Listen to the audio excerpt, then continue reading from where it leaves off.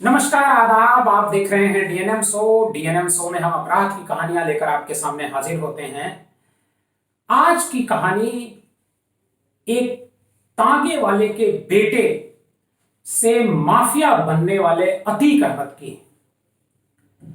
अतीक अहमद कैसे 50 साल की उम्र में इतना बड़ा माफिया बन गया कि उसे बुलडोजर का भी डर नहीं रहा। 6 सालों में योगी आदित्यनाथ ने उसकी सरकार ने 1200 करोड़ रुपए से ज्यादा की संपत्ति उसकी सीज की।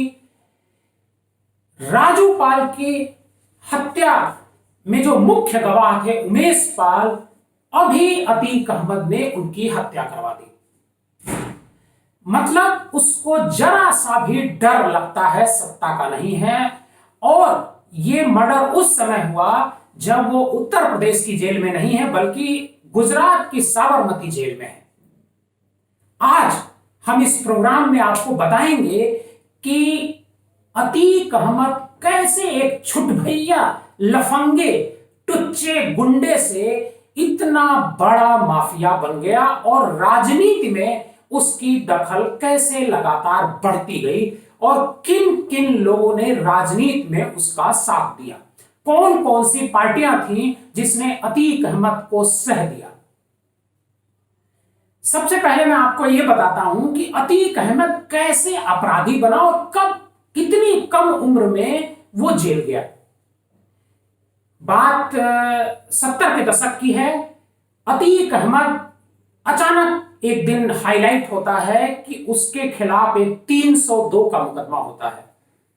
अतीक अहमद एक तांगे वाले का बेटा होता है जिसका नाम होता है फिरोज तांगे वाला। और अतीक अहमद के खिलाफ जब हत्या का मुकदमा दर्ज होता है तो प्रयागराज में उसकी चर्चा होने लगती है। उसका जो प्रतिद्वंदी है माफिया चांद बाबा, वो बड़ा उसका जो पूरा गैंग है वो बहुत खुश होता है कि जो अतीक अहमद उसके सामने एक छोटा सा लड़का 17 साल का खड़ा हो रहा था वो अब जेल जाएगा। अतीक अहमद गिरफ्तार होता है और जेल जाता है। उसे नैनी की जो सेंट्रल जेल है उसमें जो बच्चा घर होता है, मतलब 21 साल से कम उम्र के लोग रखे जाते हैं, उसमें उसे रखा जाता है। और यहीं से अतीक अहमद के जेल जाने और गोली चलाने का सिलसिला शुरू होता है जो आज तक नहीं थमा।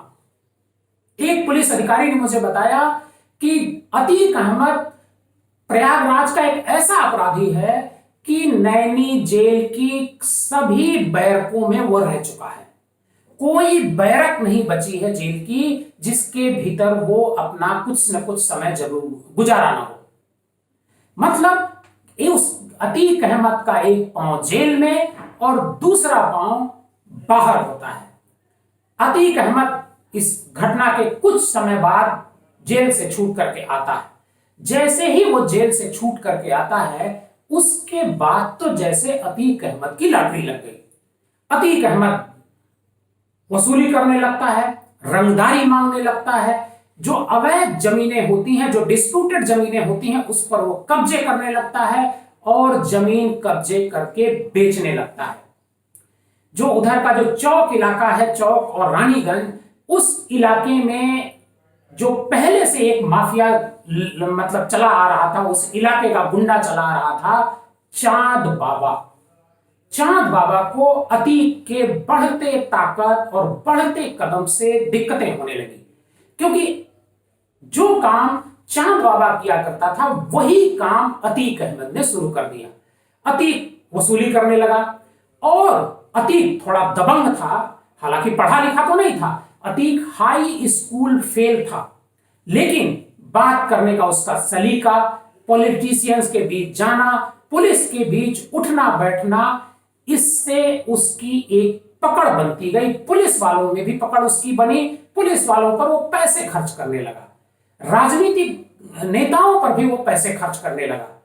लेकिन चांद बाबा उसके लिए सबसे बड़ा एक रोड़ा था।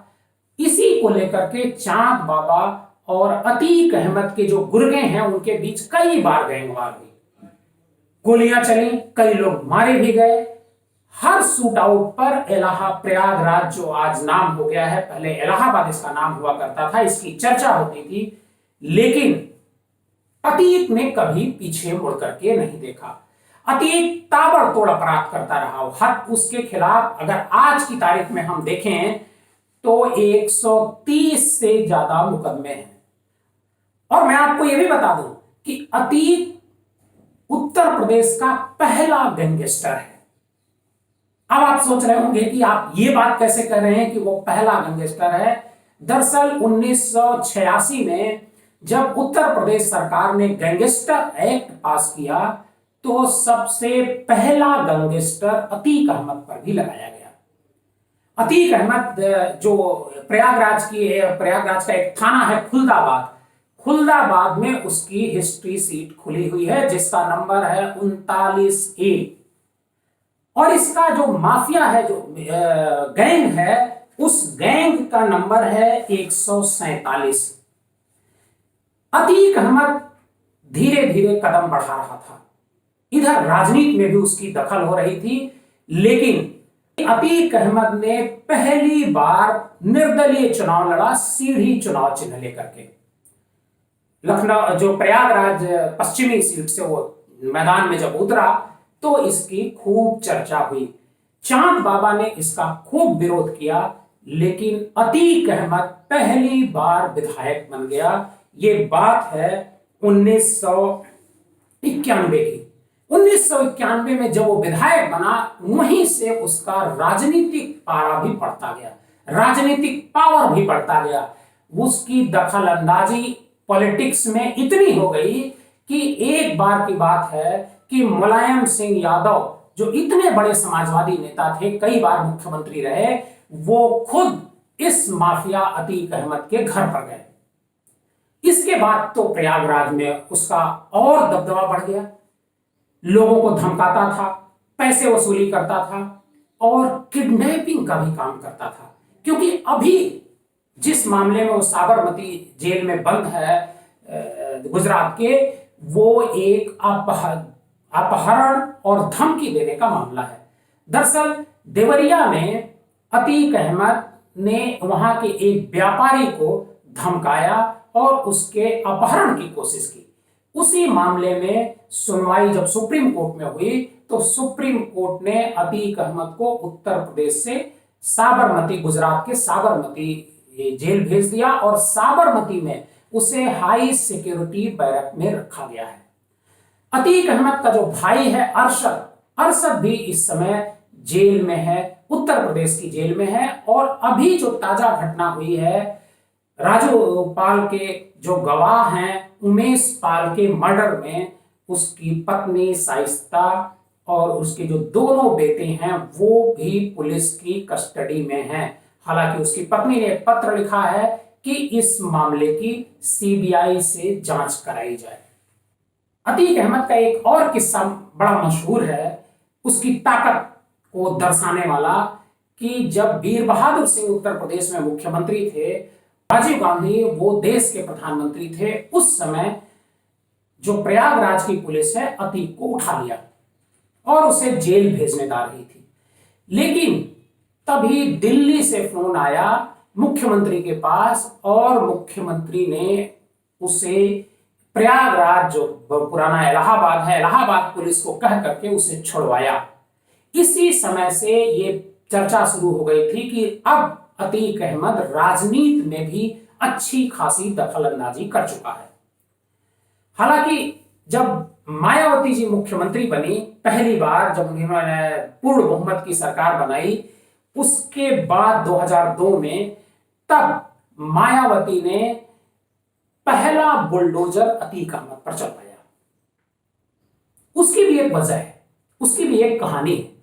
दरअसल जो गेस्ट हाउस कांड हुआ था लखनऊ में, जिसमें मायावती के ऊपर पर समाजवादी पार्टी के लोगों ने हमला किया था, उस हमले में भी अतीक अहमद का नाम आया था। और इस बात को लेकर के मायावती बहुत नाराज थी। जब वो मुख्यमंत्री बनी तो उन्होंने सबसे पहले अतीक अहमद के खिलाफ कार्रवाई शुरू की, उसके खिलाफ बुलडोजर चलवाया, उसकी जो संपत्तियां हैं उस पर कब्जे कराए और एक तरह से अगर कहा जाए कि अतीक अहमद की जो आपराधिक तरीके से या राजनीतिक तरीके से अपराध और राजनीति में जो उसकी दखल थी, उसको अगर किसी ने तोड़ने का काम किया तो वो मायावती ने किया। मायावती ने उसकी शुरुआत की, जिसे आज योगी जी आगे बढ़ा रहे हैं।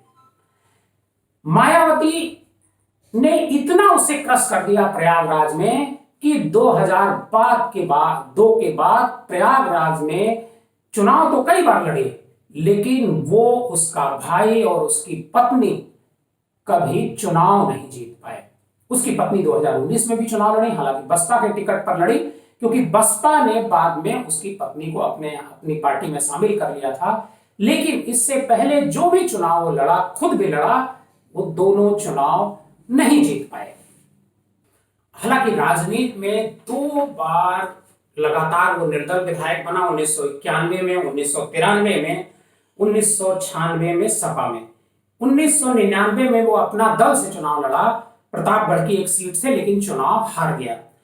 2002 में फिर वो जो वापस आया अपनी परंपरागत सीट प्रयागराज पश्चिमी से, उस सीट से वो चुनाव लड़ा और वो जीता। इसके बाद एक बार वो एमपी भी रहा, वो समाजवादी पार्टी के टिकट पर रहा। आज की तारीख में अतीक अहमद के खिलाफ 130 से ज्यादा मुकदमे हैं और गैंगस्टर की उसकी फाइल खुली हुई है। उसके पूरे परिवार, उसके जो गैंग है अतीक अहमद का, उसमें शामिल हैं। उमेश पाल की हत्या के बाद एक बार फिर अतीक अहमद चर्चा में है। अतीक अहमद को लेकर के बातें हो रही हैं और इसी मसले को लेकर के योगी आदित्यनाथ जी ने उत्तर प्रदेश की विधानसभा में कहा था कि माफियाओं को उनकी सरकार मिट्टी में मिला देगी। इस बात को लेकर के अतीक अहमद और उसका पूरा परिवार बेहद डरा हुआ है और अतीक अहमद की पत्नी ने अभी मुख्यमंत्री योगी आदित्यनाथ को एक पत्र लिखा है और पत्र लिख करके ये जो उमेश पाल का मर्डर हुआ है, इस मामले की सीबीआई जांच की सिफारिश की है। आपको बता दें कि राजू पाल हत्याकांड की भी सीबीआई में जांच चल रही है, लेकिन सीबीआई अभी तक अतीक अहमद को सजा नहीं दिला पाई। जेल तो कई बार गया, अभी भी जेल में है, लेकिन सजा उसे मर्डर के मामले में अभी तक नहीं दिला पाई सीबीआई। आज की कहानी में बस इतना ही। अतीक अहमद के खिलाफ आगे जो भी कार्रवाई होगी उसके बारे में सबसे पहले पूरा डिटेल अपडेट हम आपको इसी चैनल पर बताएंगे। अगर आपको हमारी ये कहानी अच्छी लगी तो हमारे इस चैनल को लाइक कीजिए, सब्सक्राइब कीजिए और ज्यादा से ज्यादा लोगों को शेयर कीजिए।